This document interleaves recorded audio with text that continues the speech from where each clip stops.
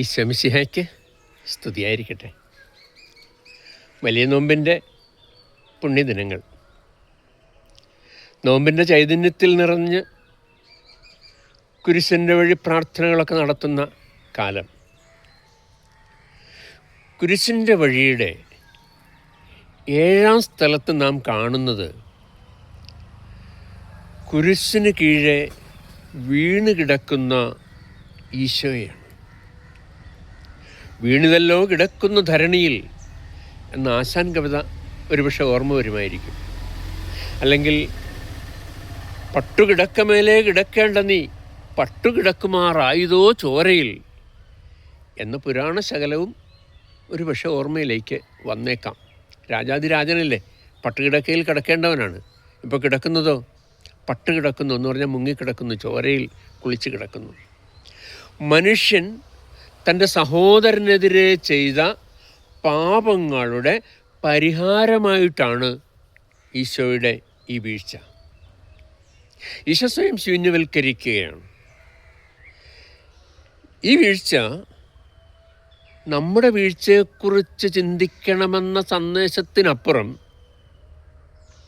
വീഴ്ചയിൽ നിന്ന് എഴുന്നേൽക്കണമെന്ന ഒരു ചിന്തയാണ്, ഒരു സന്ദേശമാണ് നമുക്ക് തരുന്നത്. വീഴുക സ്വാഭാവികമാണ്, പക്ഷെ അവിടെ നിന്ന് എഴുന്നേൽക്കാനുള്ള കരുത്ത് നമ്മൾ ആർജിക്കണം. ഈശോ കുരിശിൻ കീഴെ കമിഴ്ന്നു വീണു അവിടെ തന്നെ കിടക്കുകയല്ല. സാവധാനം ശക്തി സംഭരിച്ച് അവിടെ നിന്ന് എഴുന്നേറ്റ് വരികയാണ്.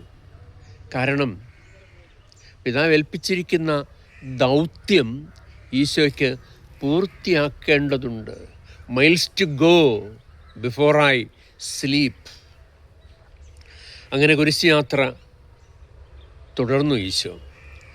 ജീവിതത്തിൻ്റെ പരാജയത്തിൻ്റെ ഇരുണ്ട വഴികളിൽ നാം വീണു പോകുമ്പോൾ, ഇനിയൊരടി മുന്നോട്ട് വയ്ക്കാനില്ലെന്നോർത്ത് നമ്മൾ വിഷമിച്ച് വ്യസനിച്ചു പോകുമ്പോൾ, ആത്മഹത്യയല്ലാതെ ഇനിയൊരു മാർഗവും മുന്നില്ലെന്നുള്ള ചിന്ത വരുമ്പോൾ ഓർക്കുക, ഈശോ അഭിമുഖീകരിച്ചത്രയും പ്രതിസന്ധികൾ, ഈശോ അനുഭവിച്ചത്രയും സഹനങ്ങൾ നമ്മുടെ ആരുടെയും ജീവിതത്തിൽ അനുവദിച്ചിട്ടില്ല.